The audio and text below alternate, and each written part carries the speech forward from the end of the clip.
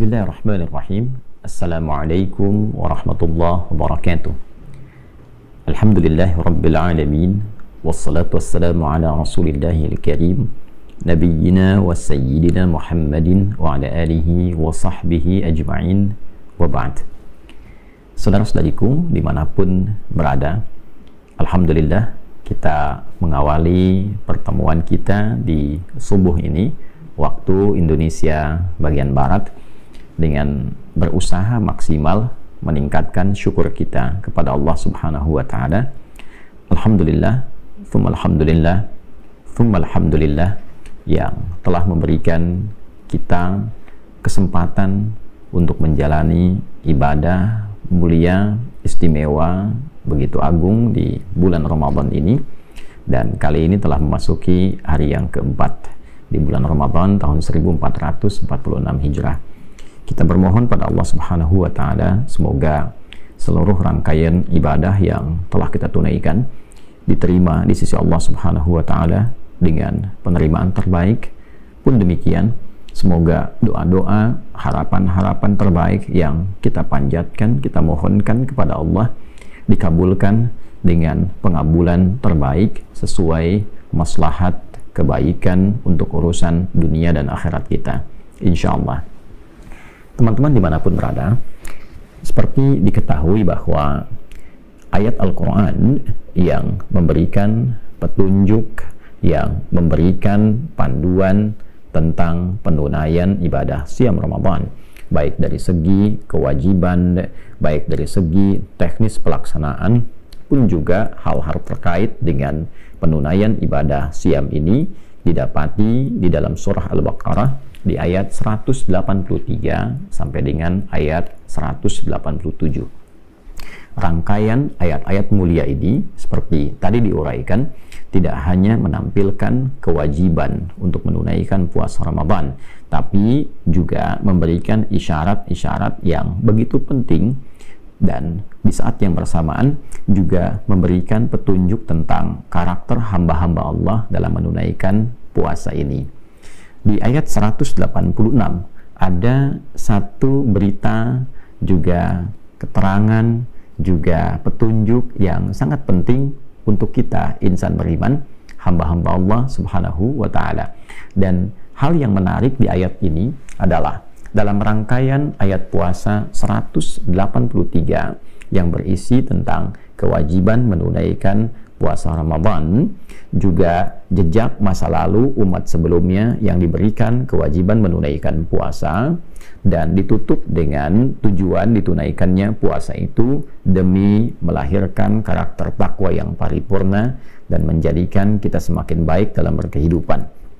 Kemudian di ayat 184 kita diberikan petunjuk oleh Allah sekaligus keterangan yang jelas tentang waktu penunaian puasa, berapa lama itu ditunaikan, kemudian toleransi bagi hamba-hamba Allah yang mungkin di saat waktu penunaian puasa Ramadan itu sedang memiliki keadaan yang tidak memungkinkan untuk menunaikan ibadah siam. Apa yang harus dilakukan bila kelak setelah Ramadan memiliki kemampuan, seperti apa penunaian untuk mengganti ibadah di bulan Ramadan itu, dan bila diduga, dinilai secara medis, secara klinis tidak punya kemampuan untuk menunaikan itu dalam masa hidupnya, maka apa yang harus dikerjakan sehingga dengan itu bisa mengganti dan bahkan diharapkan menyamai ibadah yang ditunaikan khususnya pada saat puasa Ramadan itu. Kemudian di ayat 185 kita akan dapati tentang kemuliaan Ramadan yang dengan itu semua melahirkan motivasi yang sangat positif pada diri kita untuk mengejar keutamaan di bulan Ramadan itu. Maka ditampilkanlah yang paling utama, paling pokok tentang keutamaan Al-Quran. Dijelaskan bagaimana Al-Quran secara istimewa diturunkan di bulan Ramadan. Apa isi Al-Quran itu? Sehingga saking penting dan istimewanya dia diturunkan di bulan Ramadan, memiliki kandungan yang mengarahkan pada kesuksesan dan kebahagiaan setiap manusia di setiap dimensi kehidupan yang ia lalui. Al-Quran juga memiliki peran yang sangat signifikan untuk memberikan petunjuk kepada kita dalam menjalani kehidupan dengan benar. ini benar diikuti, yang ini keliru ditinggalkan. Konsekuensi dari itu semua akan melahirkan hal-hal yang mungkin berpengaruh pada kehidupan kita. Demikian ditegaskan kembali bagi orang-orang yang memiliki satu keadaan yang tidak memungkinkan menunaikan ibadah syam, lalu dijelaskan batas toleransinya, dan kemudian dijelaskan bagaimana sifat Allah yang Maha Kasih selalu menginginkan kemudahan bagi setiap hamba untuk menunaikan ibadah yang diperintahkan oleh Allah Subhanahu wa Ta'ala. Dan dengan kemudahan inilah kita berpuasa, dengan kemudahan inilah kita menunaikan rangkaian ibadah, dengan kemudahan ini kita menunaikan segenap kajian-kajian yang bisa kita gali dari Al-Quran, mulai rangkaian ibadah malamnya, siangnya, pendalaman kepada Al-Quran, sehingga kita bisa menikmati rangkaian ibadah ini dan menyempurnakannya dalam perjalanan sampai akhir Ramadan. Setelah itu kita temukan keindahan hasil Ramadan yang memberikan dampak sangat positif pada diri kita, merubah kita menjadi pribadi yang lebih baik, mendapatkan hidayah, lantas kita bersyukur dan bertakbir di penghujung Ramadan sampai lahirnya keadaan yang baru di pembuka fitri di awal Syawal yang kita kenal dengan Idul Fitr atau Idul Fitrah. Nah, yang menarik ini sampai ayat 185. Nanti di 187 berisi keadaan-keadaan yang unik tentang hubungan keluarga, tentang suami istri, tentang masalah makan di malam hari, tentang pengantar ke sahur, dan lalu diberikan petunjuk akhir keadaan-keadaan yang mengantarkan kita semakin kenal Allah, semakin ingin mendekat kepada Allah, dan semakin ingin meningkatkan takwa. Di sela-sela 183, 184, 185 ke 187 tiba ada ayat 186 yang bunyinya kurang lebih demikian. A'udzubillahi minasyaitonirrajim. Bismillahirrahmanirrahim. Wa idza sa'alaka 'ibadi 'anni fa inni qarib ujibu da'watad da'i idza da'an falyastajibu li wal yu'minu bi la'allahum yarshudun. Wa idza sa'alaka ibadi, dan bila hamba-hambaku bertanya kepadamu ya Muhammad sallallahu alaihi wasallam, anni, tentangku. Dalam satu riwayat tentang asbabun nuzul turunnya ayat ini, ada yang bertanya di mana Allah, ada yang bertanya ingin mendekat kepada Allah, ada juga dugaan ingin memohon kepada Allah. Apakah harus memohonnya dengan cara yang keras, ataukah lembut, ataukah memohonnya seperti apa? Hal-hal terkait dengan aspek-aspek keinginan untuk mendekat kepada Allah Subhanahu wa Ta'ala. Teman-teman, ada yang menarik di beberapa kajian ayat ini, dan saya juga tampilkan di buku yang pernah saya tulis mengenai makna ayat puasa. Kita urai dari setiap lafaz yang mungkin kita dapati untuk dijelaskan. Bila ada kata idza bertemu dengan infinitif berupa kata kerja bentuknya lampau, sa'ala, kan? Ka-nya itu menunjuk pada Nabi Muhammad sallallahu alaihi wasallam. Sa'ala yas'alu. Kata kerja infinitif fi'il madhi bertemu dengan idza, maka maknanya itu istiqbal. Hal wal istiqbal. Jika ada yang bertanya padamu, kejadian di masa Nabi sallallahu alaihi wasallam terjadi, ada yang tanya pada Nabi, kemudian turun ayat ini. Tapi juga pesannya memberikan kesan bahwa tidak hanya di era Nabi, nanti pun bahkan sepeninggal Nabi Muhammad sallallahu alaihi wasallam akan ada di antara hamba-hamba Allah yang memiliki kesan demikian. Ingin mendekat kepada Allah, mencari untuk menemukan Tuhan, di mana Allah, dan seterusnya. Kan? Nah, siapa mereka itu? Maka mereka adalah ibadi. Nah, ini indah sekali kalimatnya, ya. Ibad jamak dari kata abdun, ya, untuk menunjuk pada sosok yang ingin meningkatkan ibadah, kedekatannya, kehambaannya kepada Allah Subhanahu wa Ta'ala. Abdun itu hamba, cara menghamba kita dengan beribadah. Maka turunan dari kata abdun ini muncul bentuknya berupa ibadah, ya. Dari kata abada ya'budu, kita katakan iyyaka na'budu, ya Allah, hanya kepada Engkau, khusus hanya padamu kami menghamba. wujud kami ibadah. Untuk menunjukkan kami hamba, kami ibadah, kami salat. Ya, innani anallahu la ilaha illa ana fa'budni wa aqimis salata li dzikri. Demikian Al-Qur'an surah ke-20 Thaha di ayat ke-14. Ketika kita mendeklarasikan hanya Allah Tuhan kita, kata Allah, sungguh akulah satu-satunya Tuhan yang layak dipertuhankan. Kalau engkau sudah bertuhan kepada aku, maka menghambalah. Caranya sembah aku dengan cara menunaikan salat, supaya terkoneksi kehambaan kita kepada Allah Subhanahu wa ta'ala. Maka orang yang menghamba dengan beribadah kepada Allah namanya abdun. Jamaknya disebut dengan ibadun. Nah, hamba-hamba inilah yang kadang ingin mendekat kepada Allah, bertanya, mencari cara mendekatnya seperti apa, ingin berdoa bagaimana, kan? Di mana Allah dan seterusnya. Nah, golongan ini oleh Al-Quran dibagi dua bagian, dan inilah nanti yang akan tampak dalam suasana Ramadan.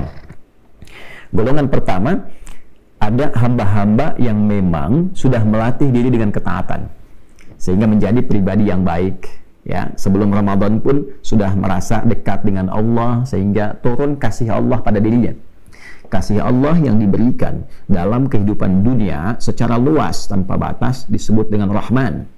Maka hamba-hamba ini ketika mendapatkan pancaran kasih dari Allah Subhanahu wa ta'ala, akibat kedekatan yang ia bangun dengan Allah, dia menghamba bahkan sebelum datang Ramadan, dia tunaikan sholat dengan baik, bahkan dia kejar sunnahnya siang dan malamnya, dia tilawah Al-Quran, maka mendapatkan pancaran cahaya Ar-Rahman.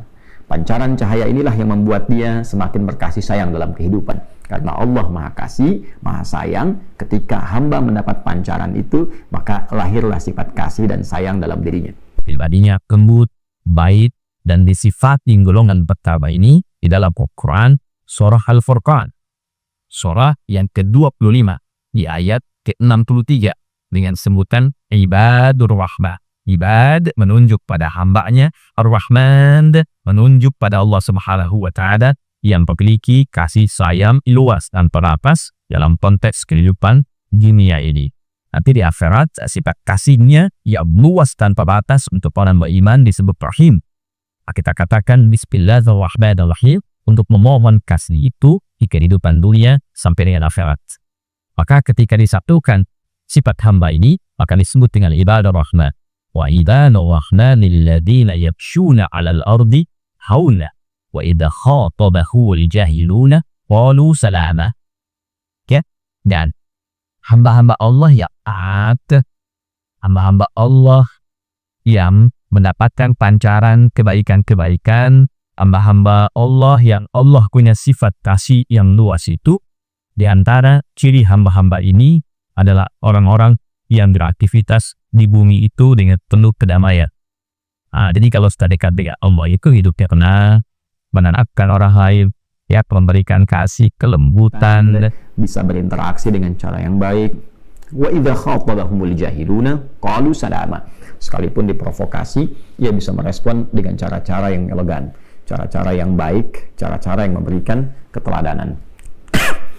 Nah, teman-teman, golongan pertama ini diisyaratkan pada kata ibadah. Nah, saat Ramadan, ia berusaha meningkatkan ketaatan lagi. Wa idza sa'alaka ibadi anni fa inni qarib. Ya Muhammad sallallahu alaihi wasallam, kalau ada di antara hamba-Aku golongan yang pertama ini yang motifnya ingin semakin mendekat kepada Allah, ya, bertanya kepadamu bagaimana cara aku mendekat kepada Allah, maka dijawab oleh Allah Subhanahu wa taala, fa inni qarib, ya, sungguh aku dekat. Ya, Allah tidak menyifati dirinya dengan keberadaan tempat, tapi menunjukkan keadaannya yang dekat dengan hambanya. Allah menguasai setiap tempat, Allah menguasai setiap ruang dan waktu, tidak disifati dengan tempat dan waktu.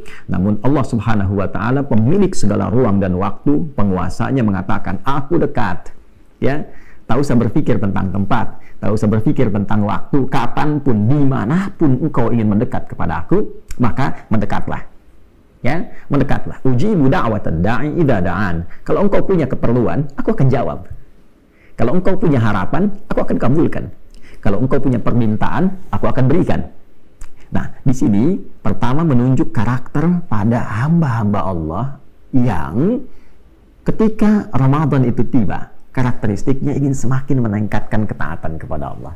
Jadi petunjuk pertama, teman-teman, jikapun ada di antara kita yang gemar meningkatkan ibadah sebelum Ramadan, maka ada ciri khas hamba Allah yang taat ketika Ramadan datang, meningkat lagi ketakwaannya. Ya, sholatnya semakin meningkat, baca Al-Qurannya semakin meningkat, sedekahnya semakin meningkat, gitu kan? Banyak ulama kita, contohnya Imam Malik rahimahullah ta'ala, Imam Asy-Syafi'i, Imam Ahmad, bahkan sebelum ketiganya ada Imam Abu Hanifah, ketika Ramadan semakin meningkat. Imam Asy-Syafi'i kan viral sekali, kalau sebelum Ramadan sekali beliau khatam Al-Quran setiap hari, Ramadan bisa 2 kali.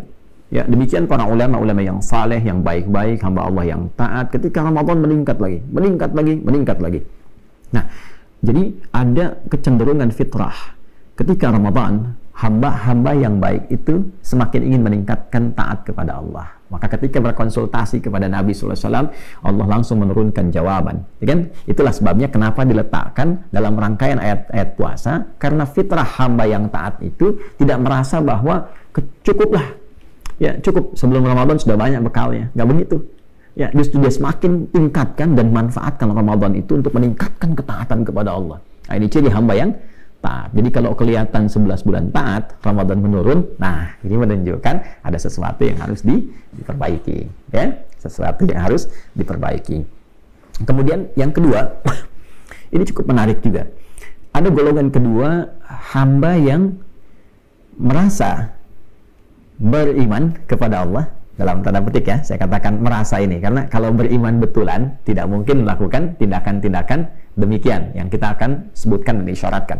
Dia muslim, dia hamba Allah, dia mengatakan beriman kepada Allah, tapi dia tidak menjadikan imannya sebagai panduan dalam kehidupan untuk menaati Allah, sehingga seringkali berbuat maksiat. Ya, karena iman mengarahkan pada taat, mustahil bertemu dengan maksiat. La yasriqul mu'min indama yasriq wa huwa mu'min. Kata Nabi memberi contoh, tidak mungkin ada orang beriman itu mencuri. Ya, saat dia mencuri ada iman dalam hatinya. Nah, maksudnya iman itu pasti akan mencegah ia dari perbuatan mencuri, korupsi, curang. Ya kan? Jadi ketika seseorang mengatakan muslim, beriman, dan dia mencuri, ini menunjukkan imannya bermasalah. Jelas ya? Nah, ada golongan kedua yang ketika Ramadan pun tergerak dirinya untuk mendekat kembali kepada Allah, walaupun dirinya penuh dengan kesalahan, pernah banyak berbuat maksiat. Menariknya, ketika Ramadan tiba, Allah Subhanahu wa Ta'ala Maha mengetahui tentang keadaan ini. Tidak dibedakan, teman-teman. Hamba taat dengan hamba pelaku maksiat tetap disebut, diaku oleh Allah dengan nama yang sama. Ibadi, engkau pun hambaku. Walaupun engkau pernah berbuat maksiat, engkau banyak berbuat maksiat, bahkan engkau berumur maksiat, engkau tetap hamba-Ku. Allahu Akbar. Dari mana taunya? Ya, golongan kedua ini masuk pada kategori ibadah. Kita temukan di surah Az-Zumar misalnya, di ayat 53. Qul ya ibadi, qul ya ibadiyalladzina asrafu ala anfusihim la taqnatu min rahmatillah. Innallaha yaghfirudz dzunuba jami'a. Qul ya ibadi. Di sini wa idza sa'alaka ibadi. Di ayat 53 surah Az-Zumar, qul ya ibadi. Katakan Muhammad sallallahu alaihi wasallam, sampaikan kepada hamba-hambaku yang merasa telah berumur maksiat dalam hidupnya. Pernah mencuri, atau bahkan pernah membunuh, pernah berzina, pernah mabuk, berumur dosa, israf namanya. Ya, qul ya ibadiyalladzina asrafu ala anfusihim, yang telah berbuat gumuran maksiat dalam dirinya. La taqnatu min rahmatillah. Jangan pernah putus asa mendapatkan rahmat Allah. Jangan pernah menyimpulkan nggak mungkin saya diterima kembali oleh Allah. Jangan pernah merasa demikian. Jangan pernah merasa menyimpulkan tidak akan pernah mendapatkan taubat, kasih sayang dari Allah Subhanahu wa Ta'ala. Tidak. Ya, masih disebut hamba. Ya. Ramadan bulan limpahan rahmat. Kata Allah, la taqnatu min rahmatillah. Jangan putus asa dari rahmat Allah. Ketika Ramadan tiba, rahmat diturunkan. Maka dengan rahmat ini, fitrahnya pelaku maksiat pun ingin kembali kepada Allah. Maka dipanggil oleh Allah, jika engkau mencari aku, ingin kembali kepada aku, jangan malu-malu. Ya, datang. Wa idza sa'alaka ibadi, pelaku maksiat pengen taubat di bulan Ramadan, disambut oleh Allah, kalimatnya disamakan dengan orang taat. Allahu Akbar. Ya, jangan malu-malu. Fa inni qarib, ketika engkau mau bertobat, aku lebih dekat denganmu. Allahu Akbar. Ya. Kalau kita jalan setapak itu, ya Allah menunjukkan lebih cepat dengan melangkah. Ya, kita jalan melangkah, Allah menunjukkan lebih cepat, ya, dengan berlari, menunjukkan kesan cepat. Maksudnya apa? Kita bergerak sedikit, Allah lebih cepat menemukan kita. Ketika seseorang ingin bertobat, datang, dijemput itu, disebut hamba-hambaku. Ya, jangan malu-malu, ambil saf pertama. Jangan merasa sungkan, harus mojok di pinggir masjid, ya, di tiang-tiang, malu. Hubungan kita dengan Allah, bukan dengan manusia. Ya, hamba-aku, tidak usah khawatir dengan pandangan orang-orang. Mendekat. Allah berikan rahmat. Ya, fa inni qarib, sungguh aku amatlah dekat. Ujibu da'watad da'i idza da'an. Kalaupun engkau mau memohon, bertobat, minta kepada Allah, aku kabulkan. Aku ampuni dosamu, ya. Karena itu di hadis-hadis tentang puasa yang viral, baik siang ataupun malam dibentangkan pintu ampunan. Man shoma ramadhana imanan wa ihtisaba ghufira lahu ma taqaddama min dhanbi. Siapapun yang menunaikan puasa Ramadan dengan dasar keimanan, yakin dengan Allah, ikhlas karena Allah, berusaha memperbaiki diri, niatnya benar, maka berpotensi diampuni seluruh dosa-dosa yang pernah dikerjakan. Dia datang, dia tobat, malamnya dia sholat. Man qama lailatal qadri, riwayat lain, man qama ramadhana imanan wa ihtisaba ghufira lahu ma taqaddama min dhanbi. Malamnya dia bangun, sholat, dia nangis, ingat dosa-dosanya, ya, ingat kesalahannya. Maka kata Allah melalui lisan Nabi Muhammad SAW, disabdakan oleh Nabi, siapapun yang bangun malam bertepatan dengan malam Al-Qadar, atau dia bangun di malam Ramadan, dia tunaikan sholat, ikhlas karena Allah, dengan imannya, dia ingin perbaiki dirinya, taubat dia, diampuni seluruh dosa-dosa yang pernah dia kerjakan selama hidupnya. Lantas dia berkata, seperti Nabi pernah mentalkinkan doa ini pada lisan Sayyidah Aisyah radhiyallahu taala anha, Allahumma innaka afuwun tuhibbul afwa fa'fu anni. Ya Allah, sungguh engkau maha pemaaf. Aku mengakui banyak berbuat salah dalam hidup, dan engkau mencintai seluruh sifat kemaafan. Engkau mencintai hamba-hamba yang ingin kembali kepadamu. Maka maafkan aku ya Allah, ampuni aku, sayangi aku, gugurkan dosa-dosa aku. Maka turunlah rahmat Allah, diampuni dosa-dosanya. Ibadah. Falyastajibuli, maka cepat respon seruan Allah ini. Maka ayo pelaku yang taat mendekat, yang maksiat pun mendekat, respon. Ini Allah sudah kasih. Kalau dengan segala pemberian, tawaran, bentangan, kemuliaan ini belum juga ada hamba yang ingin bertobat, maka dengan cara apa lagi Allah ampuni dosanya? Saat sebagian orang sudah meninggal tidak mendapatkan Ramadan, kita diberi kesempatan masih mendapatkan Ramadan sampai hari keempat ini. Kalau kita orang baik, boleh jadi diinginkan oleh Allah, pahalanya semakin meningkat sehingga potensi mendapatkan surga tertinggi bisa kita raih. Potensi bertemu dengan Nabi sangat besar kita dapatkan. Jika kita termasuk golongan pelaku maksiat, maka potensi mendapatkan ampunan Allah, dibersihkan dari dosa itu betapa terbuka dan lapang. Falyastajibuli. Cepat respon seruan Allah ini, mendekat, taubat, minta kebaikan. Ya, jangan hanya saat dipanggil nggak datang, tapi saat punya keperluan manggil Allah tuh kencang gitu kan, ya. Tapi selama ini tidak direspon seruan Allah, maka rumusnya pakai, ya, Allah panggil kita cepat datang, bahkan sebelum dipanggil kita hadir itu, ya. Maka feedbacknya apa? Bahkan sebelum kita meminta, Allah mengabulkan dengan meringankan masalah kita, sehingga seakan-akan kita tidak punya persoalan dalam kehidupan ini. Wal yu'minu bi, dan lakukan itu semua dengan yakin kepada Allah. Yakin, keimanan tanpa ragu. Yakin Allah akan ampuni dosaku, datang, taubat. Jangan hiraukan pandangan manusia. Datang, sujud, nangis, minta sama Allah. Punya masalah, datang. Ya, masalah keuangan, masalah kehidupan rumah tangga, datang Ramadan, minta sujud, minta sama Allah. Ya, mungkin persoalan datang nggak selesai karena belum takwa, ya. Masih ada maksiat yang belum terbuka, hijabnya itu belum dibuka, ke orang tua masih belum baik dan sebagainya. Ya, setelah itu la'allahum yarshudun, Semoga dengan itu engkau mendapatkan kesadaran, petunjuk ya untuk menapaki kehidupan yang lebih baik. Ramadan, teman-teman. Ramadan dibentangkan berbagai macam kemuliaan. Saat kita menikmati ibadah Ramadan, ada bagian dari keinginan kita untuk mendekat kepada Allah. Semakin dekat, semakin meningkatkan taat, ataupun juga mendekat untuk menghilangkan maksiat, sehingga setelah Ramadan selesai, dua golongan hamba ini kembali mendapatkan kebersihan fitrahnya, kembali ia kepada keadaan fitrahnya, kembali ia bisa makan lagi, minum lagi dengan keadaan yang berbeda dari sebelumnya. Maka Idul Fitr memberikan kenikmatan berbeda untuk orang-orang yang mau mengamalkan dan meresapi apa yang Allah tunjukkan di ayat ini. Semoga kita digolongkan oleh Allah Subhanahu wa taala pada golongan hamba-hamba yang mau mendekat kepadanya dengan taat, mau mendekat kepadanya dengan bertobat, dan semoga dengan itu semua kita menjalani kehidupan ini dengan lebih baik, hayatan thayyibah, dan bila pun wafat dalam keadaan husnul khatimah. Semoga bermanfaat. Maafkan saya, Adi Hidayat. Subhanakallahumma rabbana wa bihamdika asyhadu an la ilaha illa anta nastaghfiruka wa natubu ilaik. Wa akhiru da'wana alhamdulillahi rabbil alamin. Assalamualaikum warahmatullahi wabarakatuh.